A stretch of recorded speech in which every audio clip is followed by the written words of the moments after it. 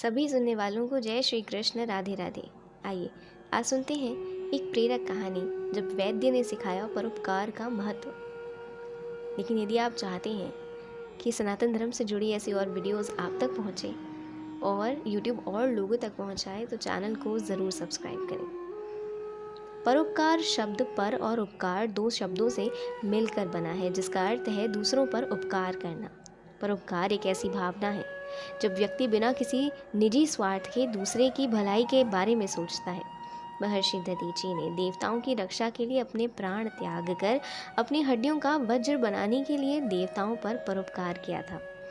कई लोग बिना किसी स्वार्थ के राहगीरों को भोजन खिलाते हैं, पानी पिलाते हैं। कहानी अनुसार एक बार एक राजा को दूसरे राज्य के राजा ने सूरमे की एक डिबिया भेजी, जिसके साथ एक संदेश था कि ये बहुत ही उपयोगी सूरमा है। इसकी खासियत यह है कि यह सुरमे को लगाते ही नेत्रहीन व्यक्ति की आंखों की रोशनी वापस आ जाएगी। लेकिन यह सुरमा केवल 2 आंखों में ही लगाया जा सकता है, इसलिए आप सोच समझकर किसी योग्य व्यक्ति को चुनना जिसमें परोपकार की भावना हो, ताकि वह नेत्र प्राप्त कर किसी और का भला कर सके। अब राजा चिंतित हो गया कि यह सूरमा किस सुयोग्य व्यक्ति को दे, क्योंकि उसके राज्य में नेत्रहीन व्यक्तियों की संख्या बहुत अधिक थी। फिर राजा को स्मरण हो आया कि उसके राज्य के राज वैद्य ने नेत्रहीन होने के कारण अपनी सेवाओं से छुट्टी ले ली है, इसलिए मैं ये सूरमा उनकी आंखों में लगाने के लिए ले जाता हूँ। राजा स्वयं सूरमा लेकर राजवैद्य के घर पर पहुंचा और जाकर राजवैद्य को सुरमे की खासियत बताकर उन्हें दोनों आंखों में सुरमा लगाने के लिए दे दिया।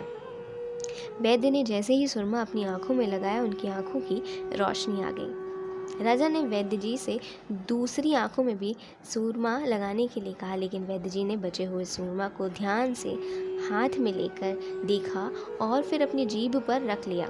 यह देखकर राजा आश्चर्यचकित हो गए। राजा कहने लगे कि वैद्य जी, ये आपने क्या किया?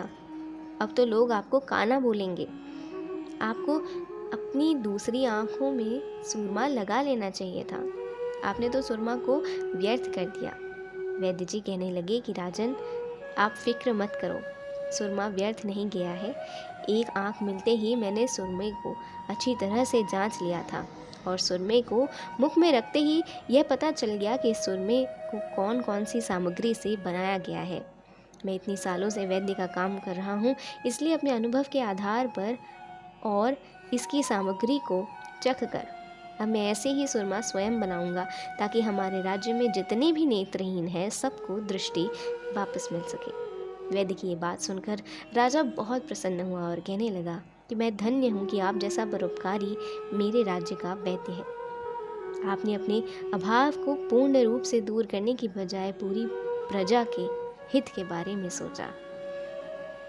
बोलिए श्री कृष्ण भगवान की जय।